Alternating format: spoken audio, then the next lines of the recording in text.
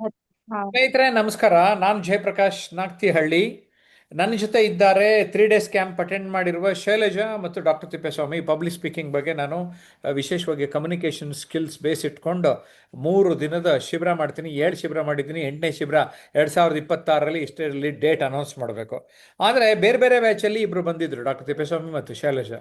ಇವರಿಬ್ಬರು ಸಂವಾದ ಮಾಡ್ತಾ ನಿಮಗೆ ವಿಡಿಯೋ ಕೊನೆ ಮುಗಿಯೋದ್ರೊಳಗಡೆ 3 ಡೇಸ್ ಕ್ಯಾಂಪ್ ಅಡ್ವಾಂಟೇಜಸ್ ಏನು ಅಂತ ಗೊತ್ತಾಗಬೇಕು. ಎಸ್ ಶೈಲಜಾ. ಎಲ್ರಿಗೂ ನಮಸ್ಕಾರ. ನಮಸ್ಕಾರ ಸರ್. ಆ ನಮಸ್ಕಾರ ಸರ್. ತಿಪ್ಪೇಸ್ವಾಮಿ ನಮಸ್ಕಾರ. ಸರ್, ತಾವು ಸರ್ ನಡೆಸುವಂತ 3 ಡೇಸ್ ಕ್ಯಾಂಪ್ ನಲ್ಲಿ ಭಾಗವಹಿಸಿದ್ರಿ. ಅದರ ಒಂದು ಹೌದು ಅನುಭವ ಹಂಚಿಕೊಳ್ಳಿ ಸರ್. ಮೇಡಮ್, ನಮಗೆ ದೇವನಹಳ್ಳಿ ಪಕ್ಕ, ಬೆಂಗಳೂರು ಗ್ರಾಮಾಂತರ ಜಿಲ್ಲೆ ದೇವನಹಳ್ಳಿ ಪಕ್ಕ ಒಂದು ಸಂಸ್ಥೆ, ಅದು ಹೆಸರು ಗೊತ್ತಿಲ್ಲ ನನಗೆ. ಅಲ್ಲಿ ತರಬೇತಿ ಇತ್ತು. 3 ಡೇಸ್ ನಾವು ಅಟೆಂಡ್ ಆಗಿದ್ವಿ. ಆಫ್ಲೈನ್ ತರಬೇತಿ. ಅದರಲ್ಲಿ 15 ಜನ ಬಂದಿದ್ರು ನಮಗೆ. ನಮ್ಗೆ ಆಫ್ಲೈನ್ ಉದ್ದೇಶ ಏನಂದ್ರೆ, ಆನ್ಲೈನ್ ನೋಡಿ ಎಲ್ಲ ಮಾತಾಡ್ತೀವಿ ಹೋಗ್ಬಿಡ್ತೀವಿ. ಅಲ್ಲ, ಆಫ್ಲೈನ್ ಅಲ್ಲಿ ಬೇರೆ ಬೇರೆ ಸಮಸ್ಯೆಗಳು ಅಂದ್ರೆ ಆ, ಶಿಕ್ಷಣ ಸಂಸ್ಥೆಯಿಂದ ಬಂದಿರ್ತೀವಿ, ಶಿಕ್ಷಣ ಇಲಾಖೆ, ಆಮೇಲೆ ಯಾರೋ ಮೆಂಬರ್ ಬಂದಿದ್ರು, ಈ ಪಟ್ಟಣ ಪಂಚಾಯತ್ ಮೆಂಬರ್ ಬಂದಿದ್ರು. ಹಂಗೆ ವಿವಿಧ ಕ್ಷೇತ್ರದಿಂದ ಬಂದಿರೋ ಸದಸ್ಯರೆಲ್ಲ ಬರ್ತಾರೆ. ಅವರೆಲ್ಲ ನಮ್ಗೆ ಪರಿಚಯ ಆಗುತ್ತೆ. ಅದರಲ್ಲಿ ಸಹ ಅವ್ರಿಗೆಲ್ಲರಿಗೂ ಒಂದು ಗುಂಪು ಮಾಡ್ತಾರೆ. ನಮಗೆ ಒಂದು ಇಬ್ಬೊಬ್ರು ಸೇರ್ಕೊಂಡು ಒಂದು ಗುಂಪು ಮಾಡ್ಬಿಟ್ಟು ಟಾಸ್ಕ್ ನಮಗೆ ಕೊಡ್ತಾರೆ, ಮಾತಾಡಕ್ಕೆ ಕೊಡ್ತಾರೆ. ನಾವೆಲ್ಲ ಒಳ್ಳೆ ಚೆನ್ನಾಗಿರುತ್ತೆ. ಆಮೇಲೆ ಟೈಮ್ ಸರಿಯಾಗಿ ಊಟ, ಟೀ, ಆಮೇಲೆ ಒಂದು ಅರ್ಧ ಗಂಟೆನೂ ವೇಸ್ಟ್ ಮಾಡೋದಿಲ್ಲ ಸರ್. ಅವರು ಹಂಗೆ ಡಿಸೈನ್ ಮಾಡಿರ್ತಾರೆ. ಬಟ್ ಆಮೇಲೆ ಹೊರಗಡೆಯಿಂದ ಸಹ ಸಂಪನ್ಮೂಲ ವ್ಯಕ್ತಿಗಳು ಬಂದಿರ್ತಾರೆ. ಬಂದು ಮಧ್ಯಾಹ್ನ ಸಾಯಂಕಾಲ 7 ಗಂಟೆ 10 ಗಂಟೆಗೆ ನಮ್ಗೆ ಬಿಟ್ಟಿದ್ದಾರೆ ಅವರು. ನಾನು ಏನಪ್ಪಾ ಕ್ಯಾಂಪ್ ಅಂದ್ರೆ ಈ ತರ ಅನ್ಕೊಂಡಿದೀವಿ ಅಂದ್ರೆ, ಅಂದ್ರೆ ವೇಸ್ಟ್ ಮಾಡೋದಿಲ್ಲ. ಆ ತರ ನಮಗೆ ಕಾರ್ಯಕ್ರಮಗಳು ಕೊಡ್ತಾರೆ. ಬಟ್ ಒಳ್ಳೆ ಅನುಭವ ಸಿಗುತ್ತೆ. ಅಲ್ಲಿ ಒಬ್ರು ಯಾರೋ ಬಂದಿದ್ರು, ಲಾಸ್ಟ್ ಟೈಮ್ ಯಾರೋ ಬೆಳಗಾವಿಯಿಂದ ಬಂದಿದ್ರು, ನನ್ನ ಜೊತೆಗೆ ಇದ್ರು. ನನ್ನ ಟೀಮ್ ಮೆಂಬರ್ ಆಗಿ ಮಾಡಿದ್ರು ಅವರು. ಒಂದು ಪಟ್ಟಣ ಪಂಚಾಯತ್ ಸದಸ್ಯರಾಗಿದ್ರು ಅವರು. ಅವರು ಸ್ಟೇಜ್ ಮೇಲೆ ನಿಂತ್ಕೊಂಡು ಯಾವತ್ತೂ ಮಾತಾಡಿರ್ಲಿಲ್ಲ ಅವರು. ಅವ್ರು ನನ್ನ ಜೊತೆಗೆ ಬಂದಾಗ, ಅಲ್ಲಿ ಬಂದಾಗ ಒಂದು 2 ದಿವಸದಲ್ಲಿ ಮಾತಾಡಿ ಅವರಿಗೆ ಎಷ್ಟು ಖುಷಿ ಆಯ್ತು ಅಂದ್ರೆ, ಸರ್ ನಾನು ಈ ತರ ನೋಡಿರ್ಲಿಲ್ಲ, ನಾನು ಈ ತರ ಮಾತಾಡಕ್ಕೆ ಬರ್ತಿರ್ಲಿಲ್ಲ ನಾನು ಅಂತ. ಅವನೊಬ್ರು ಊರು ವ್ಯಾಪಾರಿ ಬಂದಿದ್ರು ಅಲ್ಲಿ ಕೋಲಾರದಿಂದ. ಆತರ ವಿವಿಧ ಕ್ಷೇತ್ರದಿಂದೆಲ್ಲ ಬಂದಿರ್ತಾರೆ. ಒಬ್ರು ಯಾರು ಪ್ರಿನ್ಸಿಪಲ್ ಬಂದಿದ್ರು. ಈ ತರ ಒಳ್ಳೆ ಅನುಭವ ಆಗುತ್ತೆ ನಮ್ಗೆ. ಒಳ್ಳೆ ವೇದಿಕೆ ಅಲ್ಲಿ, ಯಾಕಂದ್ರೆ 15 ಜನ ಒಂದು ಲಿಮಿಟ್ ಆಗಿ ನಮ್ಗೆ ಅಲ್ಲಿ 15-20 ಜನ ಇರ್ತಾರೆ. ಒಂದು ವೇದಿಕೆ ಕಲ್ಪಿಸ್ತಾರೆ. ಆಮೇಲೆ ಸಬ್ಜೆಕ್ಟ್ ಕೊಡ್ತಾರೆ ಮಾತಾಡಕ್ಕೆ, ಎಲ್ಲಾನು ಇರುತ್ತೆ. ಬಟ್ ಒಂದು ಕಂಪ್ಲೀಟ್, ನಾವೇನು ಊಟ ಮಾಡಿದ್ರೆ ಒಂದು ಒಳ್ಳೆ ಫುಡ್ ಅಂತ ಹೇಳ್ತೀವಲ್ಲ, ಆ ತರ ಒಂದು ಒಳ್ಳೆ ಊರಣ ನಮಗೆ ತರಬೇತಿ ಸಿಗ್ಲಿಕ್ಕೆ ಆಫ್ಲೈನ್ ಅಲ್ಲಿ ಒಂದು ಒಳ್ಳೆ ಮಾಹಿತಿನೂ ಸಿಗುತ್ತೆ. ನಾವು ಸಹ ಒಳ್ಳೆ ಒಂದು ಉನ್ನತೀಕರಣ ಆಗಕ್ಕೆ ಒಂದು ಒಳ್ಳೆ ಅವಕಾಶ ಅಂತ ಹೇಳಕ್ಕೆ ಇಷ್ಟಪಡ್ತೀನಿ. ಹೌದು ಸರ್, ತುಂಬಾ ಅದು ವಾತಾವರಣ ಅಲ್ಲಿ ಪರಿಸರ ತುಂಬಾ ಚೆನ್ನಾಗಿರುತ್ತೆ ಸರ್.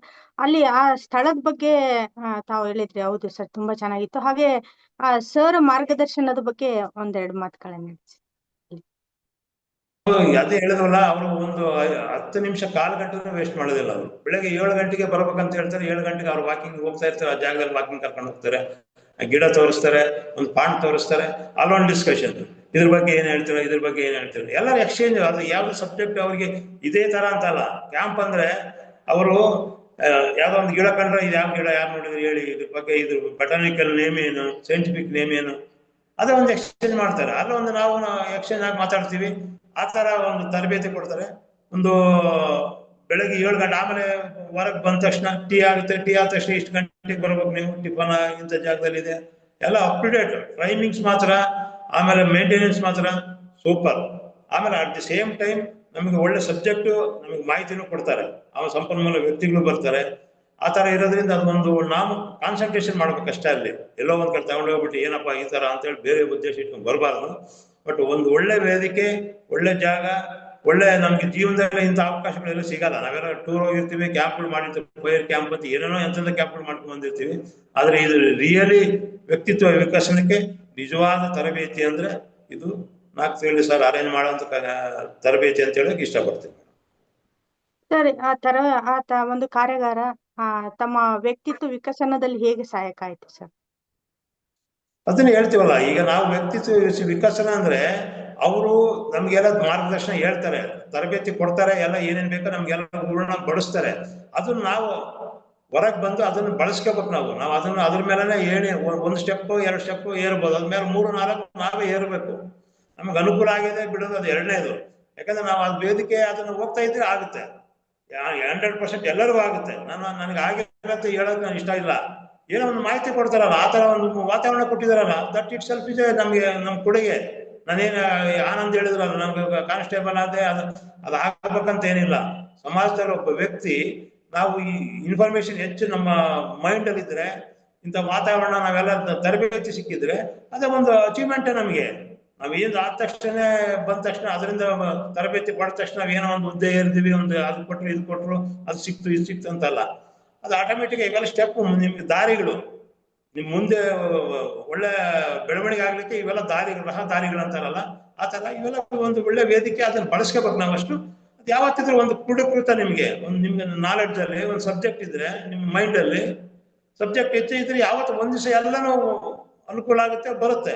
ಅವಾಗ ಆ ವ್ಯಕ್ತಿ ನೋಡಪ್ಪ, ಗಣ್ಯ ವ್ಯಕ್ತಿ ಇಲ್ಲ ಇಷ್ಟೆಲ್ಲ ತರಬೇತಿ ಯಾಕೆ ತಗೊಂಡ, ಇಲ್ಲ ಆಯ್ತಪ್ಪ ಏನಪ್ಪ, ಅವ್ರು ಗುರುತಿಸ್ತಾರೆ ಯಾವ ಚಟುವಟಿಕೆಯಲ್ಲಿ ಇದ್ದ, ಏನೇನು ಮಾಡ್ತೇವೆ ಸಮಾಜದಲ್ಲಿ, ಏನೇನು ಚಟುವಟಿಕೆ ಮಾಡ್ತಾರೆ ಗುರುತು ನಮ್ಗೆ ಒಂದು ಹುದ್ದೆ ಸಿಗ್ಬೋದು, ಏನೋ ಒಂದು ಆಗ್ಬೋದು. ಅದನ್ನು ನಿರೀಕ್ಷೆ ಇಟ್ಕೋಬಾರ್ದು. ನಮ್ಮ ಕೆಲಸ ನಾವು ಮಾಡ್ಕೊಂಡು ಹೋಗ್ತಾ ಇರ್ಬೇಕು. ಇಂಥವೆಲ್ಲ ಬಳಸ್ಕೋಬೇಕು ನಾವು, ಇಂಥ ವೇದಿಕೆಗಳೆಲ್ಲ ಬಳಸ್ಕೊಂಡು ಭಾಗವಹಿಸ್ಬೇಕು. ನನಗೆ ಅದರಿಂದ ಸಿಗುತ್ತೆ ಅಂತ ನಾನು ಬರಲ್ಲ, ಸಿಕ್ಕೇ ಸಿಗುತ್ತೆ. ನಾನು ಸಮಾಜದಲ್ಲಿ ಬೆಳವಣಿಗೆ ಆಗ್ತೀನಿ, ಒಳ್ಳೆ ವ್ಯಕ್ತಿ ಅಂತ ಗುರುತಿಸ್ಕೊಂಡಿದ್ದೀನಿ, ಅದೇ ಒಂದು ದೊಡ್ಡ ಸಾಧನೆ. ಇನ್ನು ಇಂಥವೆಲ್ಲ ನಾವು ಭಾಗವಹಿಸಿದಾಗ ಕೇಳ್ತಾರೆ, ಎಲ್ಲಿ ಹೋಗಿದ್ದೀರಿ, ಏನು ಹೋಗಿದ್ದೀರಿ ಅಂತ ತರಬೇತಿ. ಹೌದಾ, ಈ ತರ ಎಲ್ಲ ಭಾಗವಹಿಸ್ತಾರ ನೀವು, ಈ ತರ ಎಲ್ಲ ಆಗುತ್ತಾ ಅಂತ ಕೇಳ್ತಾರೆ. ನಮ್ಮನ್ನು ಫಾಲೋ ಮಾಡ್ಕೊಂಡು ನಾನು ಬರ್ತೀನಿ ಅಂತ ಬರ್ತಾರೆ. ಅದು ಒಂದು ಸಾಧನೆ. ನೀವು ಆದ ತಕ್ಷಣ ಏನೋ ಒಂದು ಆಗ್ಬೇಕಂತ ಅಲ್ಲ, ಅದು ನಿಮ್ಗೆ ನಿಮ್ಮ ವ್ಯಕ್ತಿತ್ವ ವಿಕಾಸನ ಆಗುತ್ತೆ. ಮುಂದೆ ನಿಮ್ಗೆ ಯಾವತ್ತಾದ್ರೂ ಅದು ನಿಮ್ಗೆ ಕೊಡುಗೆ ಕೊಡುತ್ತೆ. ಅದು ನಿಮ್ಗೆ ಒಳ್ಳೆ ರಿಸಲ್ಟ್ ಸಿಗುತ್ತೆ ಅಂತ ಹೇಳಿ ಈ ಸಂದರ್ಭ ಹೇಳಕ್ ಇಷ್ಟಪಡ್ತೀನಿ ಮೇಡಮ್. ಖಂಡಿತ ಸರ್. ಎದೆಗೆ ಬಿದ್ದ ಅಕ್ಷರ ಭೂಮಿಗೆ ಬಿದ್ದ ಬೀಜ ಎಂದೆಲ್ಲ ನಾಳೆ ಫಲ ಕೊಡುತ್ತೆ ಅಂತ ಹೇಳ್ತಾರೆ. ಹಾಗೆ ಕಲ್ತಿರ್ತಕ್ಕಂತ ಒಂದು ಕಲಿಕೆ ಎಂದಿಗೂ ವ್ಯರ್ಥ ಆಗಲ್ಲ ಅನ್ನೋದು ತಾವು ತಮ್ಮ ಮಾತಿನಲ್ಲಿ ವ್ಯಕ್ತಪಡಿಸಿದ್ರಿ ಸರ್. ಹಾಗೆ ಸರ್, ಈ ಒಂದು ಕ್ಯಾಂಪ್ಗಳನ್ನ ಅಟೆಂಡ್ ಮಾಡೋದ್ರಿಂದ ವೇದಿಕೆ ಭಯ ಹೇಗೆ ಹೋಗುತ್ತೆ ಅನ್ನೋದು ನಮ್ಮ ಒಂದು ವೀಕ್ಷಕರಲ್ಲಿ ಒಂದು ಪ್ರಶ್ನೆ ಇರುತ್ತೆ. ಅದ್ರ ತಾವು ಆ ತರಗತಿ ಅಟೆಂಡ್ ಆಗಿದ್ರಿಂದ ತಾವು ಈ ಒಂದು ವೇದಿಕೆ ಭಯದಿಂದ ಹೊರಗೆ ಬರಕ್ ಹೇಗೆ ಸಹಾಯಕ ಆಯ್ತು ಸರ್? ಅಲ್ಲಿ ಏನ್ ಮಾಡ್ತಾರೆ ಮೇಡಮ್ ಅಂದ್ರೆ, ಅಲ್ಲಿ ನಾವು 15 ಜನ ಇದ್ದಾಗ ಅಲ್ಲಿ ನಮ್ಮನ್ನೆಲ್ಲ ಗುಂಪು ಮಾಡಿ 2 4 ಜನ ಗುಂಪು ಮಾಡಿ ನಮ್ಮನ್ನೆಲ್ಲ ಕುಂದಿಸ್ತಾರೆ. ಆಮೇಲೆ ಒಂದು ಮೈಕ್ ಕೊಟ್ಟು ಒಂದು ವೇದಿಕೆ ನಿರ್ಮಾಣ ಮಾಡಿ, ವೇದಿಕೆ ತಯಾರು ಮಾಡಿ ನಮಗೆ ನೀವು ಸಬ್ಜೆಕ್ಟ್ ಕೊಡ್ತಾರೆ, ಇದ್ರ ಬಗ್ಗೆ ಮಾತಾಡಿ ನೀವು ಅಂತ. ಸೊ ಎಲ್ಲರೂ ಒಂದು ಸಬ್ಜೆಕ್ಟ್ ಕೊಡ್ತಾರೆ, ನಾವು ಮಾತಾಡ್ಬೇಕು. ಅವಾಗ ನಿಮ್ ಸಭಾ ಕಂಪನ ಏನು ಮೈಕ್ ಕೊಡ್ತಾರಲ್ಲ, ಮೈಕ್ ಶೇಕ್ ಆಗುತ್ತಾ, ಏನು ಹೆಂಗ್ ಮಾಡ್ತಾ ಇರ್ತೀರಿ, ನಿಮ್ಮ ವಾಯ್ಸ್ ಅಲ್ಲಿ ಶೇಕ್ ಆಗುತ್ತೆ ಏನು, ಎಲ್ಲ ಅದರಲ್ಲಿ ಗೊತ್ತಾಗುತ್ತೆ. ಅದನ್ನ ನಮ್ಮ ಸಹಪಾಠಿಗಳು ಅಬ್ಸರ್ವ್ ಮಾಡ್ತಿರ್ತಾರೆ. ಆಮೇಲೆ ಅವ್ರನ್ನ ಕಾಮೆಂಟ್ಸ್ ಮಾಡ್ತಾರೆ. ಈಗ ನಾನು ಮಾತಾಡ್ತಿದ್ದಾಗ ನೀವು ನೋಡ್ತಾ ಇರ್ತೀರಿ. ಆಮೇಲೆ ಡಾಕ್ಟರ್ ತಿಪ್ಪೇಸ್ವಾಮಿ ಮಾತಾಡೋದ್ರ ಬಗ್ಗೆ ಏನು ನಿಮ್ಮ ಅನಿಸಿಕೆ ಹೇಳಿದ್ರೆ ನೀವು ಹೇಳ್ತೀರ, ಇಲ್ಲ ಅವ್ರು ಮಾತಾಡುವಾಗ ಸ್ವಲ್ಪ ಮೈಕ್ ಶೇಕ್ ಆಗ್ತಿತ್ತು, ವಾಯ್ಸ್ ಸ್ವಲ್ಪ ಕ್ಲಿಯರ್ ಇರಲಿಲ್ಲ, ಈ ತರ ಎಲ್ಲ ನಮ್ಗೆ ಅಲ್ಲಿ ತಿದ್ದುಪಡಿ ಮಾಡಕ್ ಒಂದು ಅವಕಾಶ, ವೇದಿಕೆನೇ ಇರುತ್ತೆ.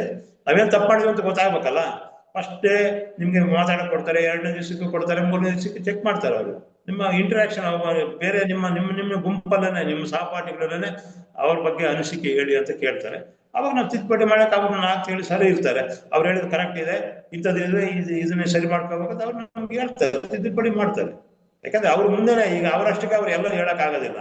ಎಲ್ಲ ಈಗ ನೋಡಿ 4 ಸರ್ ಹೇಗಿದ್ದಾರೆ ಅಂದ್ರೆ, ನಾನು ಫೇಸ್ ನೋಡಿದ್ರೆ ಸಾಕು, 2 ಮಾತಾಡಿದ್ರೆ ಸಾಕು, ಈ ಮನುಷ್ಯ ಯಾವ ಕೆಪಾಸಿಟಿ, ಹೆಂಗ್ ಮಾತಾಡ್ತಾರೆ, ಏನಂತ ವಿಚಾರ ಮಾಡೋಂತ ಅನುಭವ, ಅಷ್ಟು ಚಾಕಚಕ್ಯತೆ ಅವರಲ್ಲಿ ಇದೆ.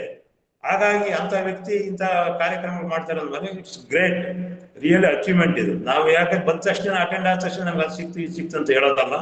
ಇದು ನಮಗೆ ವ್ಯಕ್ತಿ ವಿಕಸನಕ್ಕೆ ಒಳ್ಳೆ ಮಾರ್ಗದರ್ಶನ, ಒಳ್ಳೆ ಅಡಿಪಾಯ ಇದು. ಯಾವತ್ತಿದ್ರು ನಿಮ್ಗೆ ಏನ್ ಬೇಕಾದ್ರೂ ಆಗ್ಬೋದು. ಯಾಕಂದ್ರೆ ಈಗ ಇದ್ದರೆ ಈಗಲೇ ಇರಲ್ಲ, ಪ್ರತಿಭೆ ಅಲ್ಲ.